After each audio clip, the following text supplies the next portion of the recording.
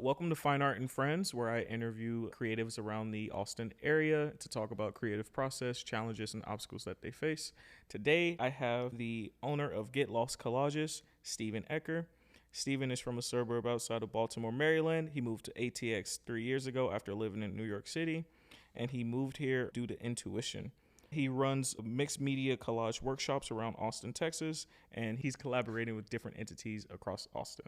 So thank you for being here, my man. I'm glad that you're here. This is the second one that we're hosting here at Dawa Studios. So, thank you for having me. Look at this setup. Yeah, I'm ready to chop it up. Yeah, this is amazing, my man. So I saw in your bio that you were working in fashion and you were staring at spreadsheets and you pretty much needed like a release from that. And so you started walking the streets in New York City and you were being inspired by the We Paste posters that were just alongside the street, right? Absolutely, yeah. And as you were being inspired by the posters that you were seeing and that led you to start collaging, I'm just curious, what was that experience like in New York City when you decided to begin collaging artwork? Yeah, it was I didn't know what I did when I did it. Like the first time since basically kind of context, I was working in New York City, corporate in fashion, and, it was a very analytical job. I always grew up being pretty creative. I was into graphic design and did all the studio classes growing up in high school and stuff like that. Yeah. And it was very tough for me to just stare at dual screens all day, no windows in the office. And I would just go on these walks to try and clear my head. And I would just look at all the artwork, all the graffiti, all the street art, essentially, and all the torn up posters. And I just kept on always taking photos of it. And I would always collect these little knickknacks that restaurants would give you. And I would start collaging one of the walls in my apartment with just all these different memories. Then one day I was like, yo, what if I just intentionally made one on a board? So I went to an art shop, just bought a poster board, glue, and scissors, and some art magazines. And I remember just going back and I was like, I have no idea what I'm doing, but I think, I just put some glue down and laid down on the board. Yeah. And the amount of peace that I felt the first time actually doing it was something I needed so desperately. Couldn't say that for a minute. It's all good, man. Yeah, sometimes words are tough, man. Yeah. They're tough.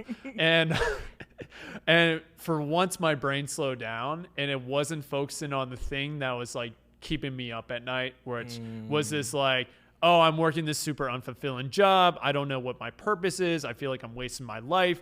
I'm not excelling at this. I'm not even that good at it. But for once, it all quieted down. Yeah. And I really just found a lot of peace just sitting on my floor, ripping up these magazines, listening to music.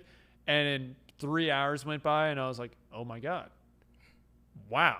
It was a portal. And it was something I probably did one collage in high school for a random art project that we did for a week. Yeah. It wasn't a thing that I knew and did. It was just one of these things. I just tried it. And then I was like, oh, that was cool. Then I really I only made 2 the 3 years I lived in New York. Yeah. And then once, the little event in 2020 happened, I laid off and moved back in with my parents and, kind of a relationship ended, lost a job, kind of had this a lot of different transitions at the same time. All at once, it was anything that I knew about the narrative and labels that I had completely got stripped away. Oh man, it's rough. But it was everything that needed to happen though. Yeah. So in hindsight, of course, but at once you're like, this is so heavy. And so basically the, creating the collages gave you a moment of peace amidst a lot of chaos that was kind of happening around the time.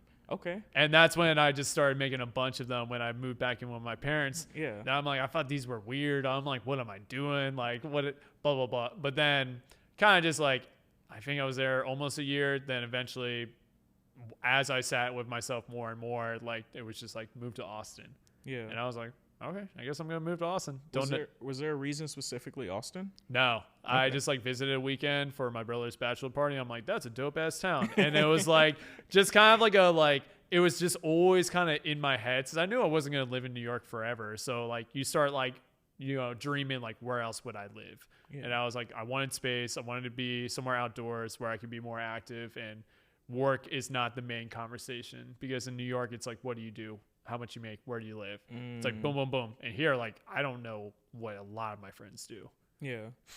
And that's cool. It's cool. That's cool because like work shouldn't define a person. Work isn't a defining factor of who somebody is or what they do. Exactly. You know? And it's been so like, even like we both are artists, and like that's an awesome title, but like we're kind of talking about like I want to be known for more than just my work and purpose. Like I'm Steve as well. Like I have many other interests and conversations I want to do where it's like that's not my sole purpose in this life. It's one of them, but like I think it's so easy to get wrapped up in this narrative like it has to be everything. Yeah. And it's so freeing. It's freeing. I'm wrapping my head around like all like the depth of the transition that you had to go through, like all the things that you shed versus all the things that you welcomed. And you welcome also like a sense of freedom, like moving to Austin. I guess that it kind of goes into my next question. I was going to ask what the transition was like in comparison of New York to Austin. I think freedom is kind of like the right way to describe it, was like the freedom to really express myself and be myself. And it was like a brand new start, you know, where it's like, okay, I'm going to do the complete opposite of what I did in New York. I was like, I'm not working a corporate job. I was like, I'm going to get these part-time gigs and just kind of figure out what I want to do. You know, it was like, I had like a few years work experience and I was like, okay, that's not really what I want to do. So why would I repeat that in a new city? Ooh, that right there. That is I'm so glad you said that. Like why, like, it's the fact of going through an experience, understanding this is not for me. I'm not doing this again. Yeah. And I think a lot of people, I know, like, you can do this thing like, hey, I'm really good at this, though. Mm-hmm. Like, I'm good at marketing and merchandising. Like, it wasn't bad. Like, I have good ideas that companies would value, but also I didn't like the structure of how work is done. Yeah. Like, I don't want to sit at a cubicle for 40 hours. And they say it's a fast-paced environment. And it's like, no, you're just staring at a fucking screen, Excel all day, just doing a bunch of VLOOKUPs. That's the only fast thing you're doing. Yeah. So when I moved to Austin, I was like, I thought about the stuff I really love to do, like in other jobs that I did growing up. And like one of them was like a camp counselor for skateboarding, because I like taught kids how to skate and I loved being outside and sharing a passion of mine. And that's how I got into coaching soccer here. Yeah. I was like, oh, I played soccer. I like teaching kids. And byproduct, like kind of did some other jobs like barista, like worked at Town Lake doing like paddleboard rentals and stuff like that. So I've had like a very like different paths, and I just kind of always did the art on the side. Then one day I just had like 20 of them in my room. I'm like, this is I shouldn't have 20 of these. I was like, maybe I should do a market and see if any of them sell. Okay. So I think I signed up for a market in April of 2022, 2 years ago. Wild. Then I like signed up for one of those. Then I also like one night I was collaging and felt a lot of peace, and I was going to a bunch of events and people were facilitating a bunch of stuff, and I was like, I want to facilitate something in Austin. Then I was like, wait, I think I could show people what I do with this collaging. And it was just like a little idea of like, I was like, oh, I like this idea of like sharing this creative practice that I get lost in. Yeah. And how much peace I found in it. So why don't I just like make a class? Okay. And I have to ask you, what was that process like of finding a venue, getting people into like that first class? Like, oh my God. And this is probably for anybody who is, you know, like, you might be back then in Steven's shoes. Like I found that I am passionate about something. I can share this with someone. I can add value to someone's life, and I want to put on something, but like, where do I begin? What do I do? So I'm kind of curious on what your process was like. Oh, absolutely. Well, the thing is, like, if you don't have any evidence, you have to fucking sell the idea. Okay. And you have to be like really into the idea, like, and be like, hey, I see this being a thing. I've never done this, but like I was told at the first pitch I did with Flow Imagine down the street, like, they were just like, your energy was awesome, and we didn't really know what you wanted to do since we couldn't visualize it, but like the way you showed up to that meeting and your excitement, they were like, it's probably going to be something. Yeah. And they're like, we'll give you a shot. Okay. So I just like kind of just did really well at the pitch. The first one I had was 3 people total. 2 of them were my friends. One of them was the owner of the place. Okay. And, you know, so that's like, okay, very small group. It was great and everything. The next one I did, I had no signups like 2 weeks later until an hour before I get a text from the owner, Malcolm, and he was like, do you still want to do this? And I was like, yeah, I still want to do it, because like if one person wants to hang out with me, like I got to serve them. Yeah. How I show up for one is how I show up for 100. That's beautiful. And that was like the mentality I had from the beginning, where it was like, it doesn't fucking matter how many people are there. I'm still going to give them the best experience, because it's like when you play the shows, when you're a musician, how do you show up when you only got 5 people in the room? Yeah. Are you going to give up and be like, oh, fuck this? Yeah. No, like you gotta be 100 at it from the very beginning. From the get-go. Yeah. That goes back to literally what we were talking about before the camera started rolling, just like how people can be glued more so to a person than their ideas or their artwork. It is your energy, 100%, bro. It's your energy for sure. It's like, I trust this man. Like, he wants to come to me with a night. Yes, let's do it. You know, it's powerful, man. I like still like laugh at the idea that I've made a business ripping up magazines and reassembling them and showing people how to do it. Like, I was on the news like for a workshop, like kind of demonstration. I didn't save a kid. Like, and like I literally am just like, hey, what if you took this magazine and put it in this way and blah, blah, blah. And it's like, it's literally like, if you're just into something, people will respect it. It might take time. Since a lot of people see where I am now, and they see like, I got like anywhere from like 15 to 30 people at these events, and it's like, it's bombed out. But like, I had a solid 6 months to a year where it was like, it was tough to get people to get in the door. Yeah. You know, it wasn't like a quick, like it was a slow burn for sure. Yeah. Then it's like, what are the conversations that you have with yourself while you are building? Because right now everyone sees the vision, but I had to show them the vision. Yeah. And I had to bring people in outside of my friends and find new ways and invite people and be like, okay, they're in this moment, like, for an hour or two, how much impact can I do for them? Yeah. And then over time, it just spread. It seems like you were asking yourself all of the right questions at the right times. You didn't let that slow burn moment, because I feel like that's so common for all creatives starting like any group class, group community event. That's I resonate with that, because that's how it was for me with my skate lessons. That's how it was for me with figure drawing classes. Like, there's always a slow period at the beginning where there's not a lot of people, but it's a blessing in disguise, because if you keep that energy that you have, you know, of how I serve one person is the same way I serve 100 people. Like, it doesn't matter how many people show up. You're still developing your craft as a coordinator. You're developing your craft as someone hosting events. You know, you get the practice of, okay, well, you know, doing these few things, marketing this way didn't work. We'll do this the next time. Or, okay, I had a few people come in from this group of people. I can do that again next time. Or even working with certain entities, like that 1 year period where it was like a struggle can just end up being a blessing if you ask yourself the right questions, I feel like. And not focusing on the number of people there, but it's like, how am I delivering my message with this? And I always say, like, the right amount of people are meant to be there that night. They decide to opt into a thing that I'm hosting. I gotta make sure I'm showing up for them. Yeah. They could be a million places, but they decide to spend a few hours with me. That's really cool. Yeah. That's an idea that you had in your head. And then you just convince some random person based off a post that you made, or maybe someone heard about it, to come to your thing that you created. Like, that is really cool. Mm-hmm. And like, you know, you hear figure drawing, like the person that like first goes into it, maybe they're an active drawer. But then the more that you do it, and it's like, oh, well, he's really good at showing and convincing other people to do it, then you start getting the more people in. Yeah. Because a lot of times people don't think it's for them at first. Mm-hmm. Until you show it. And it's like, no, you can do this too. Yeah. It all begins, it's all about the experience you create. Mm-hmm. Like you said, the message that you're able to deliver to them. And you can like mess up early on too. It's great. Yeah. Yeah. Right. And like I'm still messing up. Like, there's times I'm like, what am I saying? You know, like. I feel you, bro. Yeah.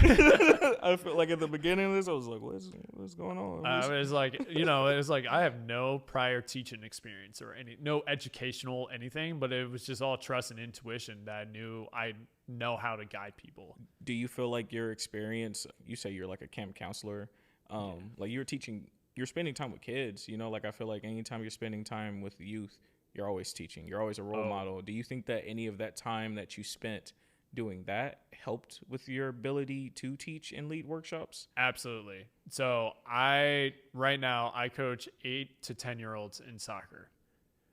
you can't hit them with a bunch of fluff. Yeah. You can just not, they're going to say you're talking too much, your mustache is ugly, your hair is too long. I got some girls. No, it's all love. You know, Yeah. they made me one of these bracelets, so it's cool. Oh. But yeah, that's Yeah. cool. We're cool. Kids are just honest, but They're just they're so sweethearts. honest. Yeah. And you got to have thick skin. And I appreciate, you know, since like growing up, like, you know, we kind of roasted each other. So I'm just like, I am talking. They'll be like, you're talking too much. And I'm like, fuck, you're right. So it's like, I try and keep it like clear, concise, and simple. Okay. With anything I'm doing with messaging, as far as like, and the more that I like coach the soccer, it's like a stage because I have to be theatric. I have to be loud. I have to be like, boom, boom, boom, boom, boom, boom, organized. So like I bring that energy into the speeches I do at the beginning of class. Oh, I'm flowing because I do it all the time. Yeah. I got 50 parents looking at me, watching their little prized possession kick a ball and miss, and I'll be like, it's okay. Go. You try. Yeah. No, but that's like, I mean it. No, I want them to try. It's cool if they mess. I'm like, I mess up all the time, guys. And it's like that theatrics of like, you know, present yourself and also being like approachable and stuff. And I also learned that when I was working like at a Fortune 500 company. The top VP of your division doesn't need to know all the minutiae details of your business. They ask for 3 points. What are the 3 high-level things so that they could tell their boss, who's like reporting to the CEO? You know, like you're as an assistant, I'm not going to be to my VP. It's like, well, if we did this and this, and it's like, no, like it's like boom, boom, boom. Yeah. What are the 3 things that they need to know so that they can relay it? I see. And do you bring the 3 things, like, do you bring that into your practice? Do you, like, before you coach a team or before you host a workshop, do you have, like, a plan of action where you're like, what are the 3 things I want to let these people know? No, I don't. But that's a really cool. Yeah. I hate to be like. I thought you were setting me up, bro. No. And I feel bad. Like I felt like you just like did an alley oop, and I was just like, I'm good. Bro, you're honest though. I mean, yeah. It's the truth. So. Well, it's like I think like in the past I have like when I first started the workshops, I think I was very intentional with like the 3 things that I wanted people to like kind of walk away with. Yeah. But I feel like I've done it so much now where it's like kind of just like. Okay, if I'm clear, concise, and simple with my messaging and kind of like hit these points and just kind of offer advice for ways to go, you know, I would try and be like, I'm a guide for you. I'm not trying to be like, this is how you do, this is how you collage. No. Yeah. You're facilitating. Yeah, it's very like facilitating, just kind of ebbs and flows with whatever gets presented. Okay. Cool. Yeah. But that's not a bad idea. Yeah. Like, well, I feel like you probably do it. Maybe subconsciously? Like it's because it sounds like even when you say you want a clear and concise message and you said, what goals do I want them to leave with? You're doing it. It's part of your process. Yeah, I guess it's a very like not like a write down 1, 2, 3. Yeah. Since, It's just, I think the importance is having the idea of like wanting to provide value, having like goals you want people to leave with. And I think you're providing that for. I appreciate that. Yeah. Since it's cool you said value because I was thinking about like, I feel like things go in phases. And I feel like phase 1, the past 2 years was like establishing the name. So like, I want people to know about Get Lost. I want people to know about Steven Ecker, the artist, and also the workshop and put it on for the community. And I wanted to be a player in the game. Like when I first started, I was like, I want people to know the name and that I'm a player in the art scene. Yeah. And now I'm like, okay, I feel like people know who I am. And now like the next phase, I'm calling it like the MVP era. Okay. Where it's like most valuable player. Like it's like, oh, how can I put on? What is the most value possible I can provide people? Yeah. And that's just sharing what I've learned and also doing more things where it's like, okay, how would like LeBron show up in this? Like, okay, I did some college ball, you know, I got drafted. Cool. Now I'm in the next era where it's like, what will lead to a legacy? Yeah. How does Lamar Jackson show up for his team? Like, you know, it takes a crew. So, yeah. So, you're making me have more questions in mind. But I think it is important to acknowledge when one era ends and then when the next one begins. So now you're in your MVP era and the main question you're asking yourself is, how can I provide the most value to people? Yeah. What does that look like for Steven Ecker? What does that look like for Get Lost Collages? And I think those are great questions to ask. You talked about the important. I I have not asked any questions that have been written down on here. Yeah, we're ripping it. We're ripping it live. We're ripping it live. Yeah, I feel like this tends to happen to me. Like, I'm just getting like someone so sidetracked and be like, it's cool though because it's still on topic. Yeah, I just thought I'm like, you want to talk about aliens? Yeah. It's like, what? Okay, I gave you an alley-oop, and you're just like, nope. It's okay. But we're even now. It's okay. Yeah, it's 1-1 now. We're good. I wanted to say that's crazy. I gotta take some time to recover from that. You talked about the importance of teamwork. Have you discovered the importance of teamwork in your practice? And I'm asking that question more so as like a facilitator working with other entities to like host your workshops. Like, yes. Oh yeah, I think it's, for any event to be successful, you need more than one cook. So I found like for the event speaking element of classes I've done, I've had places be like, they just expect me to bring like 30 people. And I'm like, hey, I do these like pretty often. Like this needs to be both sides are actively promoting it. Are you emailing your email list? Yeah. If you're not, I can only like do so much. So I found like the best win-in formula or team is like both sides are equally promoting the event. And I think that's also just a lesson that I've learned as well, where it's like at first, like sometimes places didn't really put it on, or like help me get their crowd in. Yeah. And those are like questions now that I ask where it's like, hey, what if we do this together, what will you do to promote the word as well? Yeah. And I'll see how they respond. Yeah. Then since now I'm at a luxury where a lot of places like will be like, yo, you want to do it here? I'm like, I can, but like, what's the effort? Because I don't need to do more of them just to do more of them. Yeah. So you're making sure whoever you're partnering with, it's an equal partnership. Absolutely. In the effort. Yeah. That's fair. that most ideal situation where it's like, hey, they're also putting in effort to make it successful for them. So that's what it is. It's like we both want like, we want a big turnout or as big as a turnout as we need.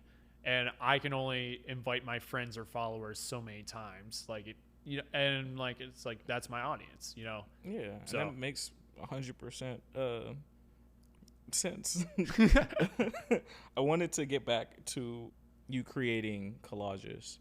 I'm just curious, how do you select your imagery from actually I want to know how do you select magazines to source imagery from? Do you have like certain type of magazines you usually go towards? Do you just collect any and all of them and then I'm just curious about what that process is like. Yeah, when I first started, it was like more like art magazines and street art and things like that. Like kind of like what I saw on the streets in New York. Like I would try and get that in print. But now I just take any and everything because I'm like, someone will use it and also like you'll be surprised that you find really cool type in like, let's say like a home magazine or like really colorful like images in like a bead magazine. And I'm like, I would have never have thought of that. And also it's cool to just kind of let your mind wander and not be attached to like, it has to be this art magazine. Yeah. It's like, well, what if I found a 1970s Time? What would come up? Oh, actually, that didn't really strike anything. Oh, let's go to this magazine. And now, like, in the beginning, I definitely used a lot of, like, magazines and stuff like that, where now I'm challenging myself to, like, can I create every single image? So I've been going back into, like, my graphic design era and Photoshop days, and, like, I'll find images online that are royalty-free. They're stock. He said, hey, don't nobody come for me. Says well, that's also what I was worried about, where it's like, as I expand this thing, I don't want some guy that I have no idea go, that's my photo, I'm suing you. Yeah. So I'm like, okay, how can I own this entire piece? And it's like, oh, well, I'm going to do another creative practice of finding my own images, making them pink, blue, green, whatever color. I'm like, that's trippy. And try and make it as trippy as hell. Then I'll print them out myself. Then I'll reassemble them. So like a lot of my newer stuff, like I'll have like a main kind of figure, love faces and eyes. That's what I've always gravitated towards. Then I might use like textures from magazines where it's just little strips where I'm looking for more patterns and stuff like that. Okay. So that's a cool process. It really is, because I feel like I've gotten more into ownership of like, hey, everything on this I created. and I collaged it together. Yeah. Where in the past I was kind of like just reassembling, let's say like there's a Shepard Fairey like face on there, then also like a Warhol or something. Then you'd be like, oh, okay, associations with those artists. Where my goal now is like, if you look at my piece, that's a Get Lost piece. You can know, oh, that's Steve's work. Yeah. Where before, like, it's like, okay, that is other artists. I see. So now you're creating it in such a unique style where it's like, it's yours. Yeah, where I want people signature. Yeah, where like I got a compliment the other day where they're like, I immediately knew what was yours. Like we're at Rich's and someone's like, there was a few other collages and they're like, oh yeah, I saw yours and I knew that was yours. Yeah. And I was like, yes. Yeah. I was like, winning. Success. Yeah. It's when you're knocking your goals that you set out for yourself. I think I have just one more question for you. All right. And it kind of goes to be just how you show up in the art scene here in Austin. So how is it as a facilitator to create a space for community for others? What is it like? Well, I think kind of like what we were talking about earlier, being able to share something that you really like with other people, I find super fulfilling. And I know creativity can be a very like solo practice. And it's the whole idea of create the things that you wish you could attend. And I wish I could attend one of my workshops. Yeah. And that kind of sounds wrong. No, that's great though. I feel like if you don't feel that way, you're doing it wrong. Yeah. Yeah. And this past gallery show that I did, I literally was like, what were the favorite events that I've been to in Austin? And how can I create that for other people so that they're like, this is so fun? Yeah. Because I hate when I go to events and it's just the art on the walls because my social anxiety, I'm like, I don't know anyone here. And I'm pretty social, but like, I'd be like, I don't know, like, what do you think of this piece to a random chick in the corner? Like, like, I don't know. It's just, so I was like, I wanted it to be super interactive where it's like, oh, there's a doodle wall. Oh, there's a collage board. Oh, there's live painters. So it's like, it makes it easier to facilitate conversation and also give people a reason to stay. Yeah. Because sometimes it's a little stuffy when it's just the walls of art. And I'm just like, I'm like, cool. Yeah. But I'm gonna dip soon. So I think the whole idea is like thinking about like what is something that you wanted to create, yes, and the world to experience. Yeah, and that's with any product, that's with any experience. It's like, what do you like to do? And if it's not there, you can make it. That's true. Like, I mean, like people don't collage, but now like a lot of people are starting to do it because I'm just like, hey, I found it. Yeah, you guys can do it too. It's pretty easy. Yeah. And I think it's like facilitating that intro since like I'm sure you can relate at workshops. People are like, I'm not an artist. I don't have a creative bone in my body. I'm like, you're lying. You didn't say that when you're 7. Like someone told you that. And then you latch onto that narrative. So it's like we're rewriting that narrative that you're not creative because I'm going to prove to you, you're going to do it too. I'm not doing it. That you can make a piece of art. Yeah. That is really fucking cool. And you can't compare yourself to anyone else in the workshop because we're all doing our own thing. Yeah. There's nothing to compare it to. You can't compare it. You're locked in. Yeah. Yeah. And it's like only you can make what you make. So I really encourage people to like go where you need to go. If you need to go dark, go into the darkness. Oh goddamn. If you want to be light and do rainbows and butterflies, do that. Yeah. If you want to make a vision board, cool. I don't really make them. Like people always like, you do vision board workshops. I'm like, then sure. If you want to do a vision board, I'm not going to stop you. Yeah. But yeah, it's like split. I try and make a space where they're allowed to go where they need to go because a lot of times they don't have permission to go there. Yeah. Like with darkness, it would be like, I can't show anyone. Yeah, I can't show anyone my darkness. It's like, no, everybody has darkness. We all have it. Yeah. A lot of people just don't talk about it. Yeah. You're creating a safe space. Not only are you with your workshops, you're creating an environment for people to connect with their inner artists. You're also creating a safe space for them to connect to their inner artists. And I think that's so fucking dope, my man. I appreciate that. Yeah, it's wild. And sometimes people will be like moving through stuff and like, I don't tell them that. I'm like, feelings may arise, but I mean, it's always like a sneaky punch that like someone will be like, dude, this image made me think about this. And I was like, I know, dude. Yeah. It's tough. But you just go through it. You gotta keep going. Yeah. And I found a lot of pieces to be like, I've worked through some things by just making the art. And sometimes like I'll make a piece of art, then 6 months later, like it'll click. I'll be like, oh, whoa. It's crazy how art does that over time. You know, you can make something Not a think year anything. ago, 2 years, like, oh, I don't know what this means. And then 6 months later, you're like, whoa, bro, I Whoa. understand what that piece means and like what myself was trying to tell myself back then. Yeah, but it was just like you're following your intuition and your flow. Yeah. And then you're just like, I made this. It's cool. I don't know what it means. Yeah. Then randomly it would just click. Exactly. And you're like, whoa. And that's a great part. That's a great resolution to the creative process, I feel like, to actually get the understanding of like the work that you make. Yeah. But yeah, I wanted to wrap this up by asking you to tell the audience how we can take a workshop with you, or how we can follow you to stay on your journey with you. So if you would like to share that with us. Yeah, absolutely. As I said, I'm trying to provide as much value as possible. So Get Lost Collages, Instagram, TikTok, that's my website, getlostcollages.com.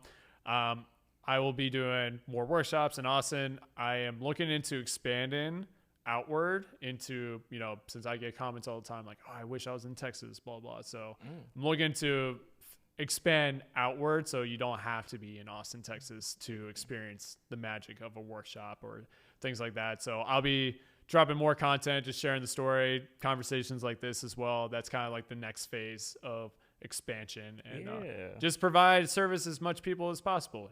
I wanted to be known in Austin first, then now we can go outward. There you go. You're definitely conquering that goal for sure. I appreciate that. I see your workshops all the time, and we met through Leah. Yeah. And like I feel like shout out to Leah. Like everybody shout out to Leah. And, gotta give I feel like we're all respect. for sure. Yeah. Oh yeah, 100%. You gotta pay your dues. Yeah.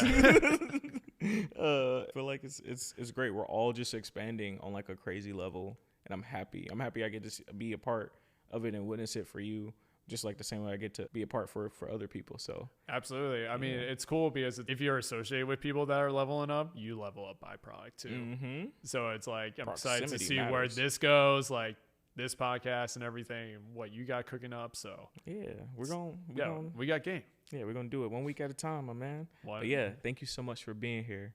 And thank you for having me. Yeah, I'll see y'all on the next episode. Yeah.